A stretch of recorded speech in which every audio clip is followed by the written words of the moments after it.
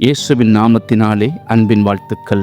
மோட்ச பயணத்தில் நாம் இன்று காணப்போவது கிறிஸ்தியானோடு ஒளிரும் மூவர் மற்றும் கிறிஸ்தியான் கடின மலையை அடைதல். இந்த இரண்டு தலைப்புகளில் இன்று நாம் பார்க்கலாம். ஒளிரும் மூவர். கிறிஸ்தியானை நோக்கி வந்த ஒளிமயமான மூவரும் அவன் அண்டை வந்து உனக்கு சமாதானம் உண்டாவதாக என்று அவனை வாழ்த்தினார்கள். முதலாம் அவர், உன் பாவங்கள் மன்னிக்கப்பட்டன என்று கூறினார். இரண்டாம் அவர் அவனது பழைய ஆடைகளை களைந்துவிட்டு புதிய ஆடைகளை அவனுக்கு அணிவித்தார். மூன்றாம் அவர் அவனது நெற்றியில் ஓர் அடையாளமிட்டு அவன் கையில் முத்திரையிடப்பட்ட சுருள் ஒன்றையும் கொடுத்தார். கிறிஸ்தியானே, நீ செல்லும் வழியில் இந்த சுருள் உனக்கு பயனுள்ளதாக இருக்கும். உன் பயண இறுதியில் நீ மோட்ச வாயிலை அடையும் போது இதை காட்ட வேண்டும் என்று கூறினார். அதன் பின்னர் மூவரும் மறைந்து போனதை நான் என் கனவில் கண்டேன். கிறிஸ்தியான் துள்ளி குதித்து மகிழ்ந்து குதூகலத்தோடு பாடல் பாடியபடி தன் பயணத்தை தொடர்ந்தான். குன்றின் மறுபக்கத்தை கிறிஸ்தியான் சென்றடையும் போது அங்கே அடிவாரத்தில் 3 பேர் படுத்து தூங்கிக் கொண்டிருப்பதை கண்டான். அவர்களது கால்கள் சங்கிலிகளால்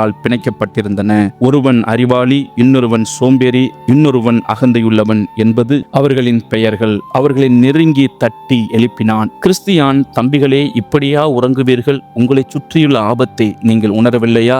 மரண பள்ளத்தாக்கை மறந்து விட்டீர்களா? அலட்சியமாக இராதீர்கள், எழுந்து வாருங்கள். உங்கள் விலங்கை உடைத்தெறிய நான் உதவுகிறேன். யாரை விழுங்கலாம் என்று சிங்கம் போல சிற்றுத் திரியும் சத்ருவின் கண்ணில் பட்டால் அவன் வாய்க்கு இரையாகி விடுவீர்கள் என்று எச்சரித்தான். அவர்களோ அவனை பார்த்து முறைத்தார்கள். எதையும் எளிதாய் எடுத்துக்கொள்ளும் அறிவாளி சொன்னான், ஏன் இப்படி மூச்சு விடாமல் கத்துகிறாய்? இப்போது என்ன மோசம் போய்விட்டது? சோம்பேறி சலிப்போடு சொன்னான், தொந்தரவு செய்யாதே அப்பனே, இன்னும் கொஞ்ச நேரம் நான் தூங்க வேண்டும். அகந்தைக்காரன் கோபத்தோடு சொன்னான், ஒவ்வொருவரும் அவரவர் வேலையை பார்த்தால் போதும்.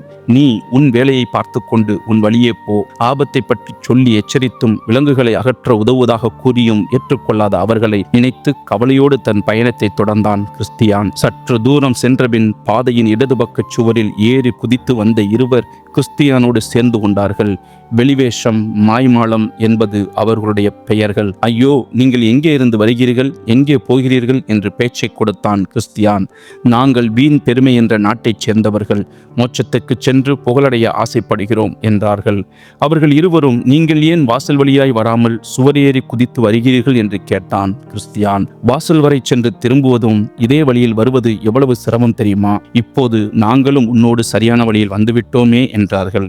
அதற்கு கிறிஸ்தியான், குறுக்கு வழியில் வரக்கூடாது என்று நான் சொல்லும் நாட்டின் அரசர் கூறியிருக்கிறாரே, அதை மீறுவது கீழ்ப்படியாமை அல்லவா என்றான். அதற்கு அவர்கள், உனக்கு யாரோ இந்த அங்கியை கொடுத்திருக்கிறார்கள், அதை தவிர நமக்குள் என்ன வித்தியாசம் என்று சொல் என்றார்கள். கிறிஸ்தியான் அவர்களிடம், வாசலாகிய கிறிஸ்து வழியாய் வராமல் வெறும் கட்டளைகளையும் கற்பனைகளையும் கைகொள்வதால் ரட்சிக்கப்பட மாட்டீர்கள். இதோ இந்த அங்கி எனது கந்தை எடுத்துக்கொள்ளப்பட்ட நாளில் என் நிர்வாணத்தை மூட கொடுக்கப்பட்டது. என் பாரச்சுமை நீங்கிய நாளில் என் ஆண்டவரின் தூதனால் என் நெற்றியில் இடப்பட்டிருக்கும் அடையாளத்தை பார்த்தீர்களா? நான் செல்லும் வழியில் வாசித்து ஆலோசனை வர எனக்கு கொடுக்கப்பட்ட சுருளை பார்த்தீர்களா? குறுக்கு வழியில் வந்த உங்களுக்கு இவை இல்லையே, என்ன செய்வீர்கள் என்று கேட்டான். கிறிஸ்தியான் கூறியதன் முக்கியத்துவத்தை உணராத அவர்கள் ஒருவரை ஒருவர் பார்த்து கேலியாக சிரித்தபடி செல்வதை நான் என் கனவிலே கண்டேன். கிறிஸ்தியான் தன் கையில் இருந்த சுருளை வாசித்தபடி நடந்து சென்றான். கடின மலையை அடைதல். மூவரும் நடந்து வந்து பாதையில் எதிரே இருந்த கடின மலையின் அடிவாரத்தை அடைந்தார்கள். அங்கே ஒரு நீரூற்று இருந்தது. கிறிஸ்தியான் அதில் நீர் அருந்தி தாகம் தீர்த்தபின் தனக்கு முன் இருந்த கடினமும் இடுக்கமுமான நேர்வழியாய் ஏறத் துவங்கினான். மாமலை உயரம்தான், சிகரமும் தூரம்தான். தளராமல் ஏறுபேன், நெஞ்சே கலங்காதே, மயங்காதே, நேர்வழி இதுதான் என்று பாடிக்கொண்டே ஏறினான். மற்ற இருவரும் நேர்வழி கடினமாகவும் செங்குத்தாகவும் இருப்பதைக் கண்டு தயங்கினார்கள். அதன் அருகில் இடப்பக்கமும் வலப்பக்கமும் விசாலமான 2 பாதைகள் இருப்பதைக் கண்டு மகிழ்ந்து அவை மலையைச் சுற்றி நேர்வழியில் சென்று சேரும் என்று அவர்களாவே நினைத்து கொண்டார்கள். அந்த பாதையின் பெயர்கள் அபாயம், அழிவு என்பதை அறியாத அவர்கள் அதிலே செல்ல தீர்மானித்தார்கள். ஒருவன் இடதுபுற பாதையிலும் மற்றவன் வலதுபுற பாதையிலும் நடக்க ஆரம்பித்தார்கள். தாங்கள் புத்திசாலித்தனமாக செய்வதாக நினைத்து கொண்டார்கள். கடினமான நேர்பாதையில் செல்லும் கிறிஸ்தியானை குறித்து கிண்டலாக எண்ணியபடியே சென்றார்கள். இடதுபுறமான அபாய பாதையில் சென்றவன் சற்று தூரம் சென்றபின் பாதை தெரியாமல் தடுமாறினான். அவன் நடந்த காட்டுக்குள் சென்று விட்டான். திரும்பி வருவதற்கு வழி தெரியவில்லை.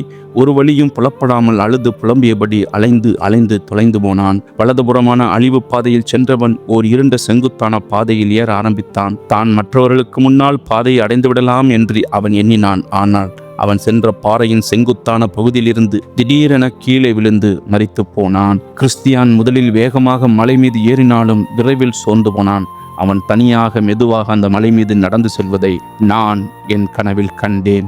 உன் சுய புத்தியின் மேல் சாயாமல் உன் முழு இருதயத்தோடும் கர்த்தரில் நம்பிக்கையாயிருந்து உன் வழிகளில் எல்லாம் அவரை நினைத்துக்கொள். அப்பொழுது அவர் உன் பாதைகளை செவ்வைப்படுத்துவார். இன்னும் கிறிஸ்தியானின் பயணத்தோடு நாங்கள் இணைந்திருக்கிறோம். எங்களோடு நீங்கள் இணைந்திருங்கள். அடுத்த பகுதியில் பார்க்கலாம்.